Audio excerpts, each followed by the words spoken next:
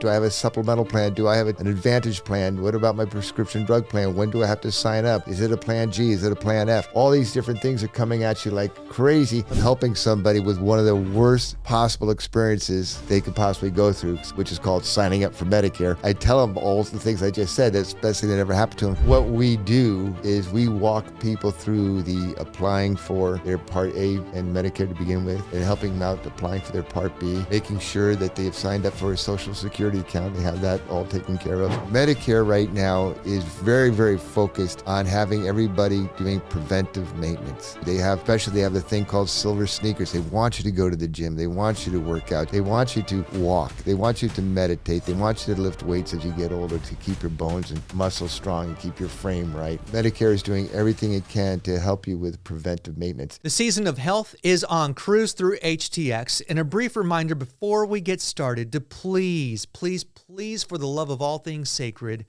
talk to your primary care physician before trying anything you hear during any of these episodes this season.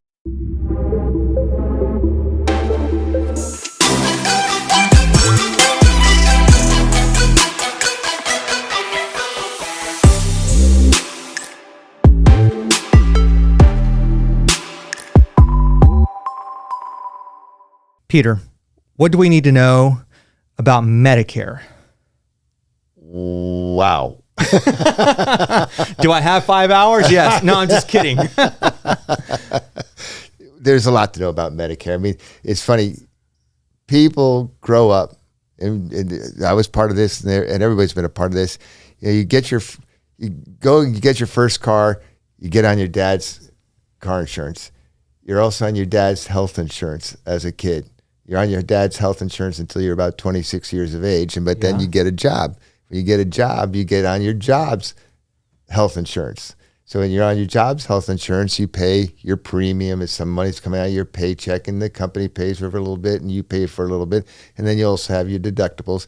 And every year they change, right? It goes from Blue Cross Blue Shield to also United Healthcare to something else because they're trying to save money. The company's a way for them to save money.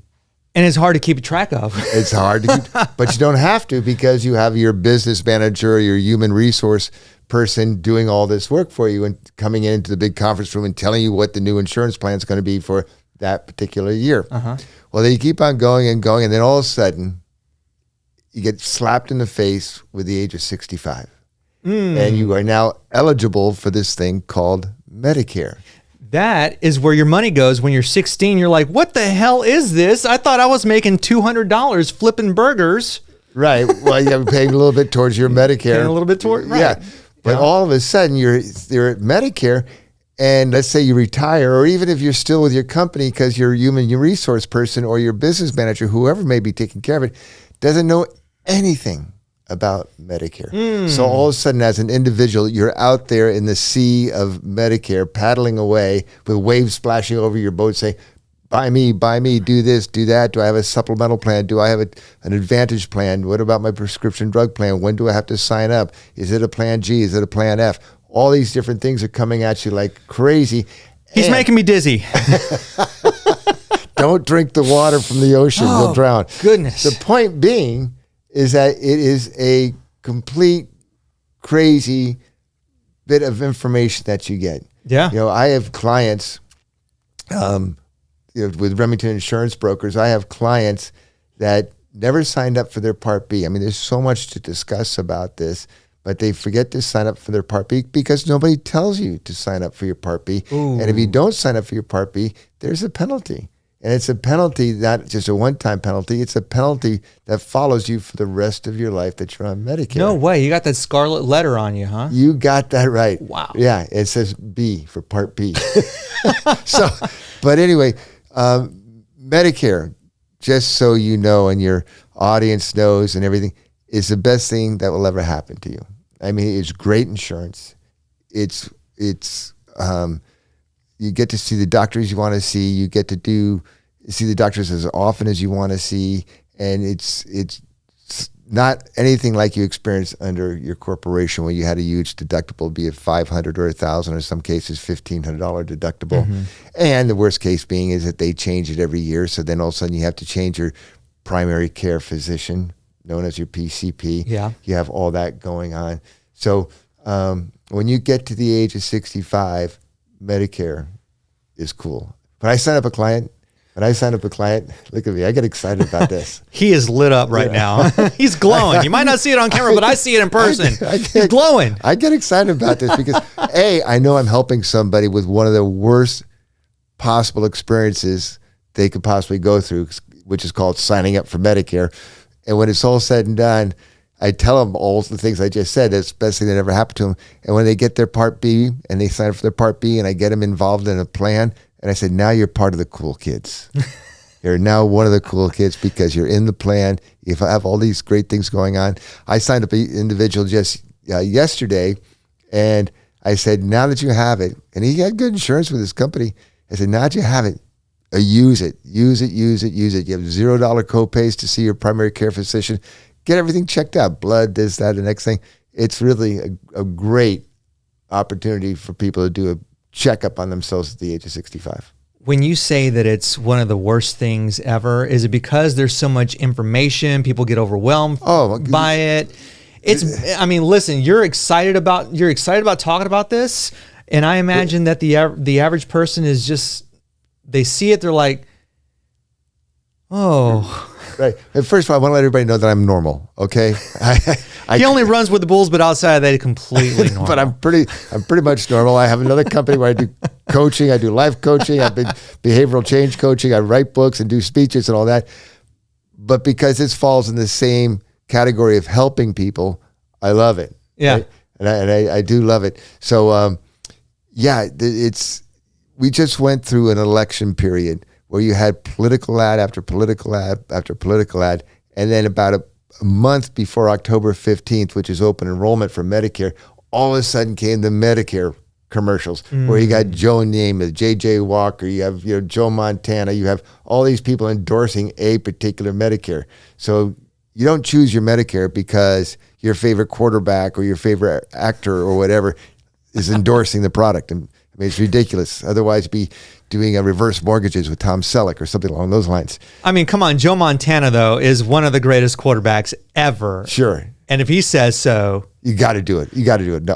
Outside of that. Outside of that. But now it's Patrick Mahomes or Josh Allen or whoever it may be, whoever your favorite quarterback is, but you don't buy their Medicare. They're being paid to say those things. And Correct. They don't know about the Medicare. They don't know anything about it either. But so you have all this information coming to you and you're saying, okay, which one is better? Then I get people calling me up, which is great. They say, my neighbor says they have this plan and I think I want that same plan.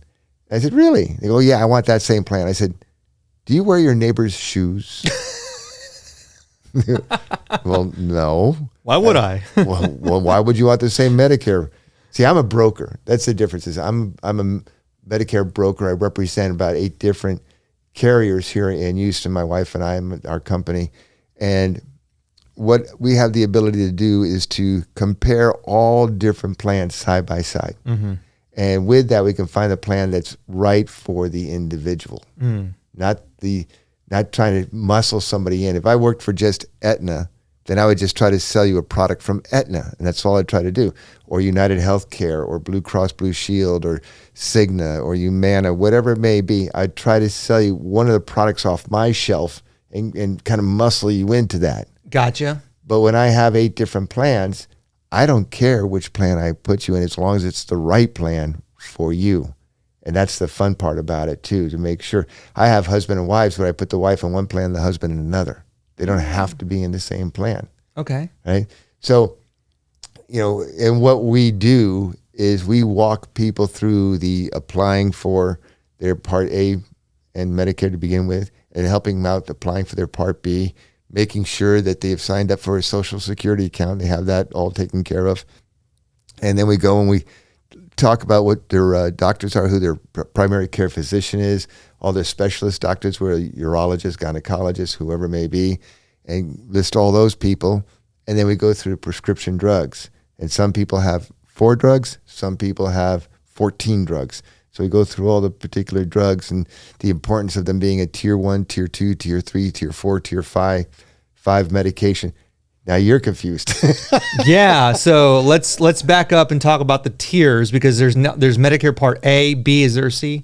Well, there's a C is basically your Advantage plans. Part D is your prescription drug plan. Okay, so is that where the different tiers come into play? No. Tiers is strictly for drugs. Okay. All right, which is your prescription drug plan. Okay. And you have tiers 1 through 5. What do the numbers mean? Tier 1 is a generic drug. Okay. Okay, so it's the least expensive. You probably will never have to pay for that drug when you're on Medicare. So you have a tier 1, a tier 2, a tier 3 is right in the middle of the pack, and then you get into more of a specialty drug at tier 4 and a total brand drug at tier 5, like an Eliquis, Gotcha. or Trulicity, or something along those lines. People buying Ozempic, that's like a tier 5 drug right now. That drug costs $900 over, if you go without. Not cheap. Not cheap. But with Medicare, you can pay, and you're on Medicare, you could pay as low as $47, and the carrier pays the other amount. Right? And that's at a tier 5. So it all depends. But something like Eliquis, and there's new rules that happen in 2025 as well. As a matter of fact, prior to us starting this podcast, I got a phone call from my brother and goes, "What the hell is this?" Jesus Christ, rah, rah, rah. I said, "Slow down. I explained this to you last year." He goes, "Well, I wasn't paying attention. You're my brother." There you go. Nobody listens to their brother. No one listens to their Younger brother. or older. Yeah. Or their parents. Right. I listen to my friends' parents more than I listen to my own parents. But so the rules are constantly changing. That's the other thing about what I do for a living. I'm constantly going to continuous education. I have to get recertified every single year and spend 28 hours recertifying myself going into the next plan year too. So that's where working with a broker, just me, or anybody is beneficial, because some people try to do it just by going straight through Social Security and getting it done that way. But it's a bear to do it that way. I imagine it is. Yeah. One of the things that you had talked about, because you did mention, people who are on a lot of different medications. Right. And before we started, you were talking about the great thing about Medicare is that there's a big focus on preventative medicine, preventative care. And so there are ways that they can track you, not in a creepy government way, even though we are talking about Medicare, but ways that they can sort of help yourself in your golden years, so that you're not having to worry about catastrophic care. Because ideally, if we're going to live to the age of 90, 95, 100, I want to live till I'm at least 105. There you go. But I want to live 105 fantastic years. Yeah. I don't want to be bedridden. I don't want to be in a wheelchair.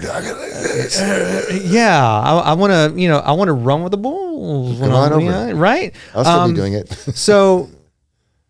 So let's talk about preventative care with Medicare and how they're helping people achieve that. Yeah, so Medicare, this is not your father's or mother's Medicare, certainly not mine. Here we are, people are working past the age of 65 for numerous reasons. One is they may not have saved enough, or college education has gotten so ridiculously expensive they have to continue to work, whatever that may be. And by the way, I'm going to live to 126. You got me beat, man. Or die trying. Yeah. It's possible in this age, man. Well, with AI and medicine, Yes. It's going crazy. I mean, we used to say that things would increase every 6 months. It's going to be every 6 weeks now. I mean, it's just going crazy. We are there. So with that, people are working past the age of 65, and people are enjoying their life. The golden years, those years that, we think about with the Golden Girls or something that our parents went through, that was happening at the age of 65 for them. That's going to happen at the age of 75, 80, 85 for us. And even for the younger generations, it might be at the age of 90 would be their golden years. So what do? Medicare right now is very, very focused on having everybody doing preventive maintenance. They want you, they have the thing called silver sneakers. They want you to go to the gym. They want you to work out. You get points for working out. They want you to walk. They want you to meditate. They want you to lift weights as you get older to keep your bones and muscles strong and keep your frame right. They avoid pains in your abdomen and your back, your knees, and so forth, just by working out. Someone says, "I don't work out anymore because I got old." Ooh.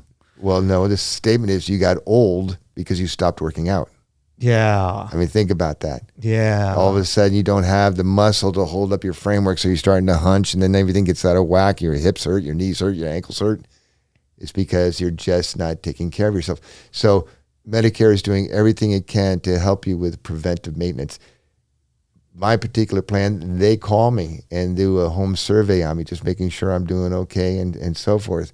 And it's kind of fun to have that type of conversation.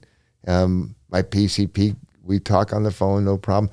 It's all, like I said, it's all about getting you. They don't want to do catastrophic surgery.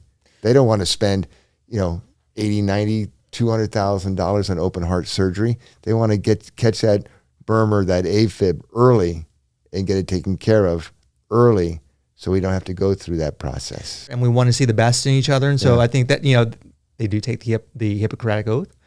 And so, I mean, I think there's a lot of benefit to their patients taking care of themselves. Yes, yeah, and they want to see the best for their patients. Yeah. Any good doctor.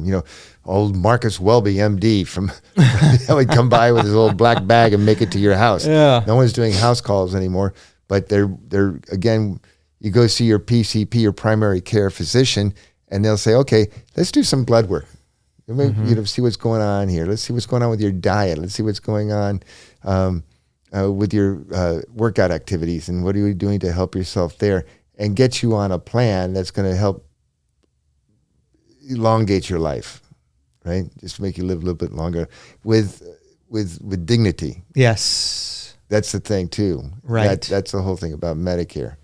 So, okay, so this is one that I've thought about for, I would say about the past maybe 10, 12 years. And it's that Medicare and other, what people call, I don't like the term entitlement programs, because we are paying our tax money into these programs, but they're entitlement programs. That's what we call them. Medicare, all the Social Security, Medicaid, they're going to be insolvent. You talk about the dozens of trillions of dollars in debt, unfunded liabilities, yada, yada, yada, yada. What do you tell somebody who is my age, 49 going on 50, who thinks, Medicare ain't going to be there for me, Jack? Why do I even care? Well, because you don't know that. Okay. You just don't know that. I got a note today because the government stopped doing some funding, and they said, we're not going to pay for anything. We're just stopping the payments right now until we figure out what's being paid out with, money's going to the Gaza and this and some Ukraine. And where's all this money going, and why is it going there? What was it? They said they're sending $50 million worth of condoms to the Gaza Strip. I heard that one. That's wild. Yeah. Yeah. I would think they would not want to use condoms, that they need to repopulate. So, I don't know. Yeah. But anyway, so there's too many people, too many lives at stake right now, for them to say that, there's a broad sweeping statement like that.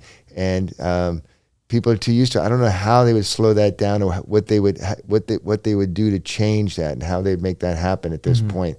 I would just continue marching ahead, thinking that it's going to be there for me. Right? But no one wants to sit there and rely on Social Security as their retirement fund anyway. It's not going to be enough anyway. Right. Right? So you need to be doing your own saving, getting yourself all prepped up for yourself. See, that's what I was thinking, is that the doom and gloom part of me is like, $36 trillion in debt, I don't think it's going to be anywhere, right? Yeah. But then the more rational part of me is like, well, you know what?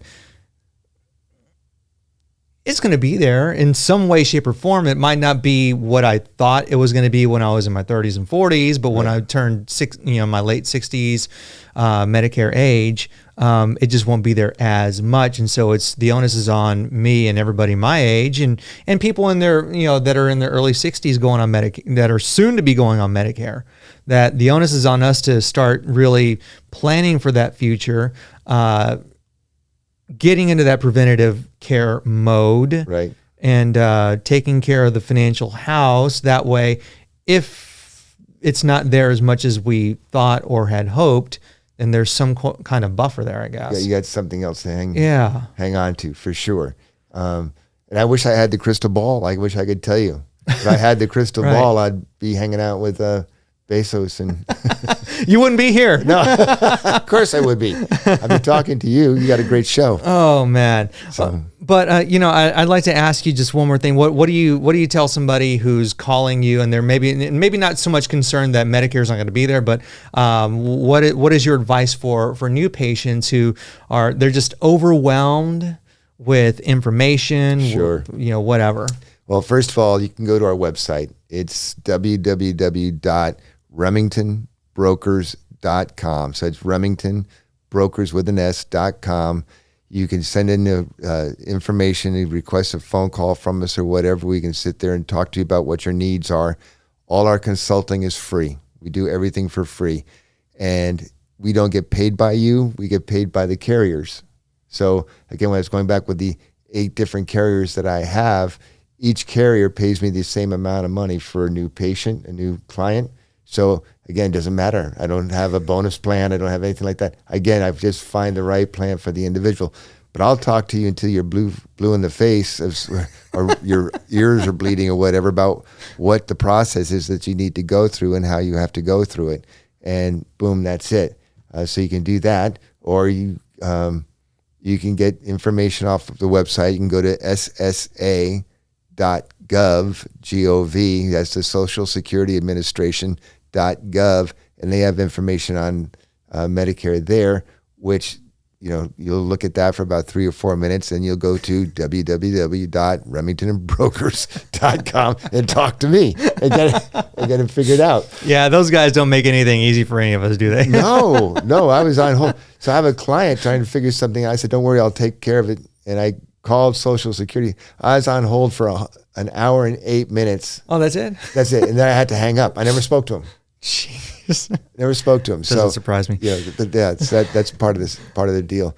But the main thing is that, always take care of yourself. Yeah. You're the best person to take care of yourself. In my book, Be a Holic, the 14-step process to becoming a successaholic, I talk about health. And I say, the acronym is I see, S-E-E, myself to health. And it stands for sleep. Make sure you're getting plenty of good sleep. That's 6 to 8 hours worth of sleep, depending on who you are. You E for exercise, and make sure you're getting out there and just walking every single day, whether it be a mile, and if you can get into 3 miles or do whatever, walking is going to be good for you. And if you can get to the gym and lift weights and do things like that, or buy some bands that you could do at home, all those things are good for you. And then the other E is for eating, and make sure you're eating healthy. I mean, if you look at the back of the box of a food and all the processes that's going through that food, if there's more than 5 things on that label, then putting chemicals into your body. Yep. Right? Yep. So we'll see what RFK has to say about that, and wherever that goes. But you got to see, S-E-E, yourself to health and be part of the solution. You got to be a willing participant in your own rescue when it comes to your health and to your Medicare. I'll be 100% of your help when it comes to Medicare whenever you want me to do that for you. Fantastic. Peter, thank you so much for being on the show. Well, thank you for having me, and congratulations. Which number show you're up to? I don't know. How many gazillion shows? Well, this is the third since leaving radio, so only 3 shows. No. Yeah. No. Yeah. Three titles. 3 titles. Over 100 episodes. There you go. Okay, episodes. Yes. My bad. All right. Congratulations. Thank you, sir. All right. Thank you.